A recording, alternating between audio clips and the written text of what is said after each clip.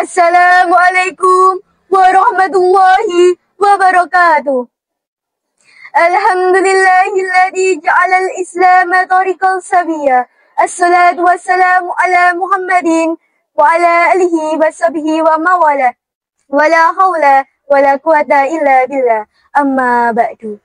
Dewan juri yang arif dan bijaksana, hadirin sekalian beserta teman-teman seperjuangan, calon-calon pemimpin masa depan yang saya banggakan. Indah pelangi di senja hari, ketika terlihat semuanya terpikat. Apa kabar hadirin hari ini? Apakah semuanya sehat? Hadirin yang dimuliakan Allah Subhanahu wa Ta'ala, bersyukur kita kepada Allah karena Allah lah yang telah menciptakan langit dan bumi yang berlapis-lapis. Dari sana Allah turunkan hujan yang deras maupun gerimis.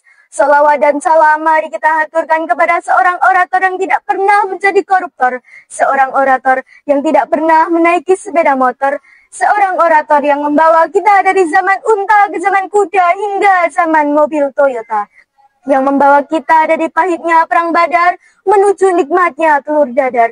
Tiada lain, tiada bukan, Habibanna wa Nabiyanna Muhammad sallallahu alaihi wasallam.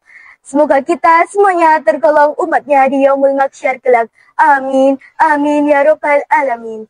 Perkenalkan, saya Meriska Dwi Putri dari MTS Muhammadiyah 1 Palian Gunung Kidul akan menyampaikan sebuah uraian dengan subtema pentingnya mempersiapkan diri menjadi generasi Islam yang berakhlak dalam menyongsong Indonesia Emas 2045. Hadirin yang saya hormati, ilmu pengetahuan merupakan salah satu media untuk mencapai kehidupan yang lebih baik ke depannya. Masyarakat modern telah berhasil mengembangkan ilmu pengetahuan dan kecanggihan teknologi untuk mengatasi berbagai permasalahan yang hadir dalam kehidupan manusia. Namun di sisi lain tampaknya kecanggihan teknologi dan ilmu pengetahuan belum mampu untuk menanamkan akhlak yang baik kepada umat manusia. Menurut Profesor Dr. Haji Zakia Darajat dalam bukunya dengan judul Peranan Agama dalam Kesehatan Mental, ia menjelaskan bahwa di dunia modern seperti saat ini, terkhususnya pada negara Indonesia tercinta, telah ditandai dengan adanya degradasi akhlak umat manusia yang terjadi dengan taraf yang sangat mengkhawatirkan. Pembulian dan pembohongan pun semakin sering dilakukan. Hadirin, degradasi akhlak umat hari ini tidak hanya menimpa orang dewasa, tetapi ini juga menimpa anak-anak. Akhlak menjadi standar bagi seluruh kehidupan masyarakat. Kalau baik akhlaknya, tegaplah bangsa. Kalau rusak akhlaknya, hancurlah bangsa. Pantas kalau Rasulullah diutus untuk menyempurnakan akhlak. Innama bu'istu liutamima makrimal akhlak. Sesungguhnya aku diutus hanya untuk menyempurnakan akhlak.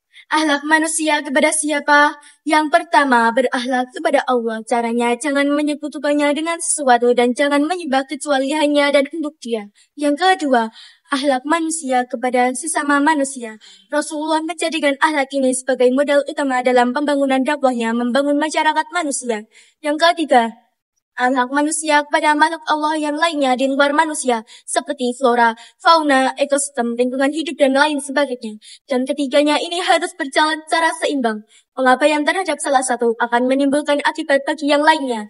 Akhlak Nabi itu baik tidak hanya kepada temannya, tetapi juga kepada lawannya.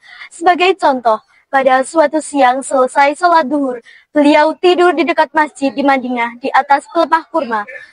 Datang orang kafir yang sudah lama mengintai kapan Nabi Muhammad sendirian. Dihampirinya Nabi Muhammad, dicapuknya pedang Nabi Muhammad. Muhammad, kemarin kamu bertingkah karena banyak temanmu. Sekarang kau sendiri, kalau saya tebas batang lehermu, siapa yang akan menolongmu? Dengan tenang dan tegar, Nabi menjawab, Allah yang akan menolong saya. Mendengar kalimat Allah, si kafir yang bernama Daksur itu gemetar. Keringat dingin bercucuran sebesar biji jagung. Tangannya basah, licin, pedangnya jatuh ke tanah. Pedang yang jatuh ke tanah itu diambil Rasul dan dibalikkan ke leher Daksur. Kalau sekarang aku yang tebas batang lehermu, siapa yang akan menolongmu? Gak ada ya Rasul, kecuali engkau mau maafkan saya. Rasulullah senyum. Ambillah pedangmu, pulanglah, jangan ulangi lagi perbuatanmu. Begitu mudah Rasulullah memaafkan orang yang nyata-nyata ingin menghabisi jiwanya. Inilah akhlak itu. Memaafkan lebih berat daripada meminta maaf, tapi memberi maaf lebih mulia daripada meminta maaf. Itu semua cerminan akhlak yang baik. Sebuah bangunan yang kokoh dan megah tanpa adanya fondasi yang kuat merupakan suatu hal yang mustahil akan keadaannya. Begitu pula dalam Islam, mustahil atau jarang kita temui ada seorang pendakwa yang benar-benar melakukan syariat Islam, kecuali memang ia memiliki akidah akhlak yang benar-benar kuat. Sebagaimana seorang Luqmanul Hakim, seorang pemberi nasihat, memberikan nasihat kepada anaknya, sebagaimana yang telah Allah lukiskan dalam Al-Quran, surah Luqman ayat 13 berikut ini. وَإِذْ قَالَ لُقْمَانُ لِابْنِهِ وَهُوَ يَعِظُهُ يَا بُنَيَّ لَا تُشْرِكْ بِاللَّهِ إِنَّ الشِّرْكَ لَظُلْمٌ عَظِيمٌ. Dan ingatlah ketika Luqman berkata kepada anakku, wahai anakku, jangan sekali engkau menyekutukan Allah, karena menyekutukan Allah merupakan suatu dosa atau kezaliman yang benar-benar besar. Hadirin yang berbahagia, Luqmanul Hakim tidak hanya memberikan peringatan kepada anaknya saja, tetapi juga memberikan peringatan kepada generasi-generasi muda semuanya. Kepada anak-anak muda untuk tidak mempersekutukan Allah, karena mempersekutukan Allah memiliki dua aspek yang negatif di antaranya. Mempersekutukan Allah merupakan suatu dosa atau kezaliman yang benar-benar besar. Mempersekutukan Allah juga bisa merobohkan nilai-nilai moral dan akhlak. Hadirin yang berbahagia, kesimpulannya adalah bahwa untuk menjadikan generasi Islam yang berakhlak dalam menyongsong Indonesia Emas 2045 ialah dengan cara penanaman akhlak yang baik dan benar, karena akhlak merupakan kunci utama dari segala tingkah laku, baik tabiat maupun karakter. Mungkin itu saja yang dapat saya sampaikan, kurang lebihnya saya mohon maaf. Buah apel berwarna merah, pohon durian berbuah lucu. Wabillahi taufiq wal hidayah. Wassalamualaikum warahmatullahi wabarakatuh.